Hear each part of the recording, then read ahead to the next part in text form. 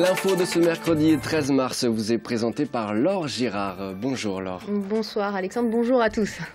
Au sommaire de cette édition, le nouveau directeur général de Candia a rencontré les élus locaux et le préfet de la Sarthe lors d'une nouvelle réunion de comité de suivi. Oui, Giampaolo Chirati est peut-être un nouvel espoir pour les salariés du LUD. De leur côté, les élus locaux cherchent d'éventuels repreneurs du site en France ou à l'étranger.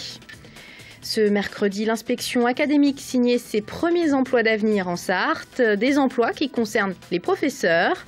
Et puis, lancement de l'opération des pros dans ton club pour la 8e année consécutive. Plus de 200 jeunes ont rencontré les joueurs du Mans FC. L'invité de l'info ce soir, c'est le docteur Jean-Luc Béton, chirurgien ORL à la clinique du Pré au Mans.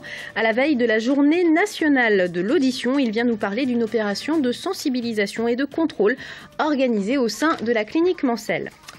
Mais on ouvre sur la météo pour vous signaler une amélioration des conditions climatiques aujourd'hui, comme vous avez pu le remarquer. À part un réseau secondaire peu praticable dans certaines zones localisées au nord du département, la circulation ne posait pas de problème aujourd'hui en Sarthe.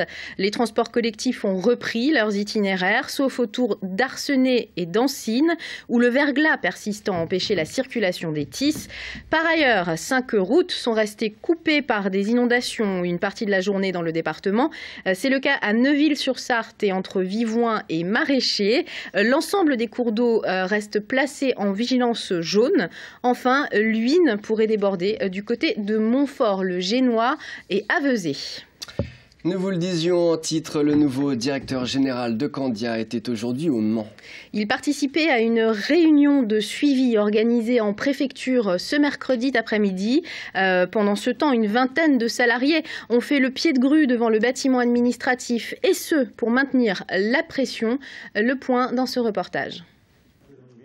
Le nouveau visage de Candia est tout sourire à quelques minutes de cette nouvelle réunion de comité de suivi. Giampaolo Chirati succède donc à Maxime Vandoni à la direction générale de la société. Les salariés, eux, attendent que le dialogue se renoue. Ce qu'on lui demande aujourd'hui, c'est vraiment d'avoir un vrai dialogue social avec les partenaires sociaux et nous écouter et trouver une alternative à notre problème, hein, c'est tout. On espère, parce que justement, on a discuté avec quelques personnes qui le connaissent. Et d'ailleurs, on le trouve sur Internet, son CV. On voit bien qu'il a travaillé chez Marie Surgelé où il a fait des plans de restructuration, hein, mais tout en gardant les usines ouvertes. Une vingtaine de salariés du LUD a fait le déplacement pour maintenir la pression auprès des dirigeants et des représentants des collectivités locales. Selon nos informations, au cours de cette réunion de comité de suivi, les élus défenseurs de l'emploi local ont présenté un tout nouveau CV du site du LUD, CV élaboré en partie par la direction du site, un nouvel outil pour trouver d'éventuels repreneurs en France ou à l'étranger. Après, un CV de site, on met les atouts. Après, on essaye de voir si ça intéresse quelqu'un. Mais le CV de site, ça fait déjà 2 ou 3 mois qu'on le demande. Et on l'a que 3 mois après. Donc la volonté de Candia de retrouver quelqu'un, un repreneur, on commençait à en douter, quoi. Les atouts du site, une forte capacité de stockage et la proximité avec Paris.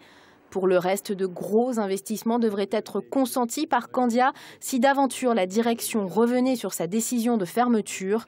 En attendant, les salariés continuent à appeler au boycott des produits de la marque.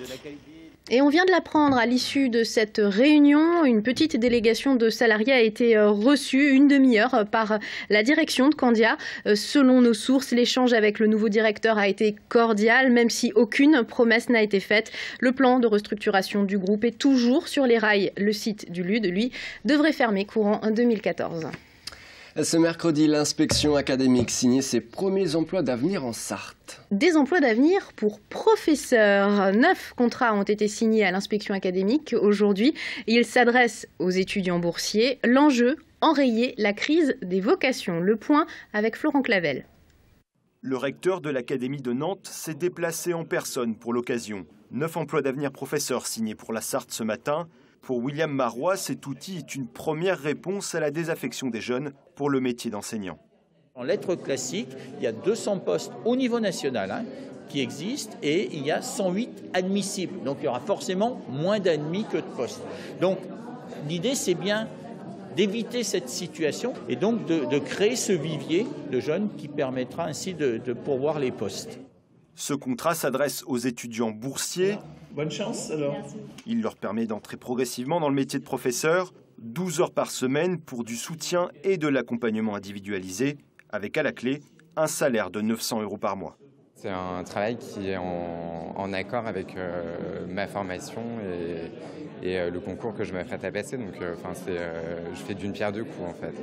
Vous serez affecté dans l'école primaire Camus-Hugo à Coulennes. Chaque étudiant sera accompagné d'un tuteur, un soutien nécessaire car beaucoup appréhendent leur mission. Ça me fait peur de me retrouver devant des élèves qui ont presque mon âge parce que je ne sais pas si s'ils vont me prendre au sérieux, je ne sais pas si je vais avoir besoin d'avoir de l'autorité, je ne sais pas comment ça va se passer, donc voilà, j'espère que ça se passera bien. 18 000 emplois d'avenir professeurs sont prévus d'ici 2015.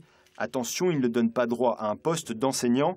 Les étudiants devront obligatoirement décrocher l'un des concours de l'éducation nationale.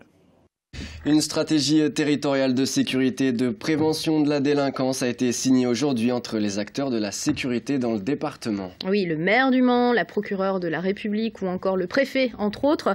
Adoptée par le conseil municipal du Mans en décembre dernier, cette nouvelle stratégie veut être un outil concret à destination des forces de l'ordre.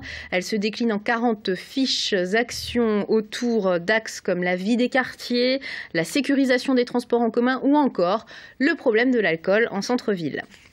Il est temps d'accueillir l'invité de l'info. Et l'invité de l'info, je le disais en titre, c'est le docteur Jean-Luc Béton. Bonjour. Bonsoir. Vous êtes chirurgien ORL à la clinique du Pré au Mans. Jeudi 14 mars, c'est la journée nationale de l'audition, l'occasion pour la clinique du Pré que vous représentez d'organiser une journée un petit peu spéciale d'animation dans ces locaux. Qu'est-ce qui va se passer concrètement? Voilà, alors d'abord c'est la 16e édition, c'est pour la première fois au Mans et c'est à la clinique du Pré qui organise cette journée dans le cadre des missions qui sont maintenant dédiées aux établissements de santé pour l'information, l'éducation à la santé, etc. Alors demain, nous organisons pour toute la journée, en compagnie des professionnels, des différents professionnels qui s'occupent des problèmes auditifs. Il n'y a pas que les médecins que je représente, mais également les orthophonistes, les audioprothésistes, les psychologues, les éducateurs, j'en oublie très certainement. Oui, c'est pluridisciplinaire. Hein. Voilà. Et vous organisez quoi concrètement donc? Alors demain, il y aura un certain nombre de stands à la clinique pour présenter toutes ces activités. Et il y a surtout un dépistage qui est offert aux patients, aux futurs patients, pour connaître leur niveau auditif et dépister une surdité éventuelle. Alors à qui ça s'adresse? Vous parlez de futurs patients potentiels, des jeunes, des moins jeunes? Je pense qu'on est tous des futurs patients dans le sens où les problèmes auditifs, c'est le quotidien de chacun. Vous savez, quand on prend de l'âge, on perd de l'audition, comme on perd de la vue. Et donc, notre spécialité à nous s'adresse à tous les âges, et depuis le nouveau-né jusqu'au senior. Et on est là pour l'accompagner dans ses problèmes auditifs. Et notamment les jeunes, parce qu'on le sait d'année en année, lors de cette journée nationale de l'audition, on le répète, on est en train de créer une génération de futurs sourds précoces. Voilà, alors nous on voudrait insister un petit peu sur le côté prévention des problèmes auditifs. Alors si ça pouvait se résumer tout ça avec quelques conseils, je pense que pour les tout petits, c'est-à-dire nos enfants, si on a un doute sur l'audition, il faut absolument consulter parce que là on va pouvoir dépister et agir tôt.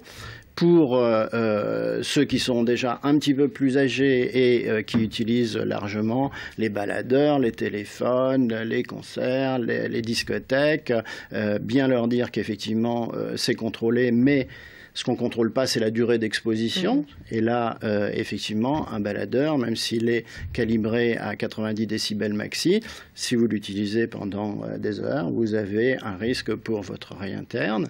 Donc ça, c'est pour les gens d'âge moyen. Après, pour les seniors, eh bien là, on tombe dans ce qu'on appelle la presbyacousie, c'est-à-dire le vieillissement de l'oreille interne, qui occasionne pour ces patients un isolement et qui confine parfois à des dépressions puisque le patient reste seul et ne communique plus. Alors ça c'est pour la journée de demain, c'est ouvert donc toute la journée à tous les gens que cela intéresse. Voilà. On rappelle que l'adresse de la clinique du Pré, c'est dans le quartier de l'université, au Mans, 13 avenue René Laennec.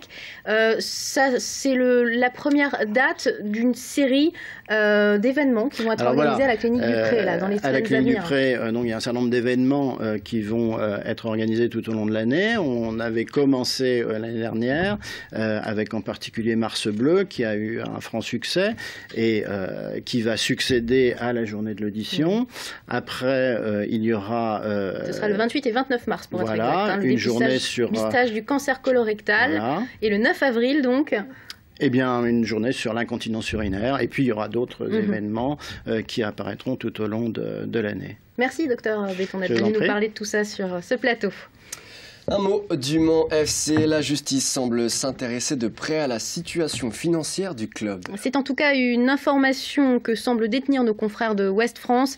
Le procureur demanderait à avoir les comptes craignant une cessation de paiement. On rappelle que le Mans FC vient de verser une partie des salaires du mois de février. Et c'est dans ce contexte que les joueurs ont rencontré aujourd'hui 200 jeunes pour le lancement de l'opération des joueurs dans ton club, 8e édition. Ambiance sur place avec Lucille Canté. Dans le dortoir de l'abbaye de l'Épau, plus de 200 enfants des clubs partenaires sont venus à la rencontre des joueurs professionnels du Mans FC. Un appui apprécié par les sportifs. Ça me fait plaisir de voir les enfants venir pour faire des autographes et ça les encourage aussi et ça nous motive aussi quand on voit les enfants venir vers nous, donc c'est un plus pour nous. C'est important pour rester proche des supporters et pour faire un beau cadeau aux gamins. Et ça fait partie du métier, c'est toujours plaisant. Les clubs du foot du département étaient invités par le Conseil général de la Sarthe pour le renouvellement de l'opération Les Pros dans ton club. Un partenariat qui a toujours beaucoup de succès auprès des jeunes, ravis d'approcher les sportifs de haut niveau. C'est impressionnant de voir des pros. Encore, faut attendre pour être à leur niveau. C'est spectaculaire de les voir en vrai. C'est bien, parce qu'on les voit des fois à la télé, donc c'est bien de les voir en vrai. Et si ces derniers temps, le Mans FC fait plutôt parler de lui pour sa situation financière, pour les enfants, ce qui compte, c'est ce qui se passe sur le terrain. Pour les enfants, c'est le jeu qui prime. Le reste, c'est secondaire. De voir les joueurs professionnels, ça représente quelque chose, quoi. Ça leur amène... Et puis en plus, ça peut les encourager à continuer dans le sport. Et c'est dans cette bonne humeur qu'a eu lieu le tirage au sort pour connaître le nom des joueurs qui rendront visite à chaque club. Denis Anco, entraîneur du Mans FC, a lui aussi profité de cet échange avec les jeunes. Il est clair que dans le contexte actuel, il y a des échanges positifs, des ondes positives, beaucoup de fraîcheur et de spontanéité. C'est pas fait pour nous déplaire. Mais j'ai envie de dire que assez naturellement, c'est un moment important parce que c'est un moment d'échange entre les joueurs professionnels qui font encore rêver les jeunes gamins. Tout l'après-midi, les enfants ont collecté les autographes des pros du ballon rond en attendant de les retrouver dans leur club. Enfin, pour finir ce journal, un mot pour vous signaler la fermeture du bassin sportif de la piscine des Atlantides au Mans. En effet, la direction a constaté que l'eau du bassin était trouble. Le temps d'analyser les causes de cet aspect inhabituel, vous pouvez toujours accéder au bassin ludique et à la pataugeoire. Merci Laure, vous restez avec nous dans un instant après la pub, la météo présentée par Romuald Besson, suivi de l'actu vue par les médias. Nous recevons Cédric Menuet et Adrien Blanc, à tout de suite.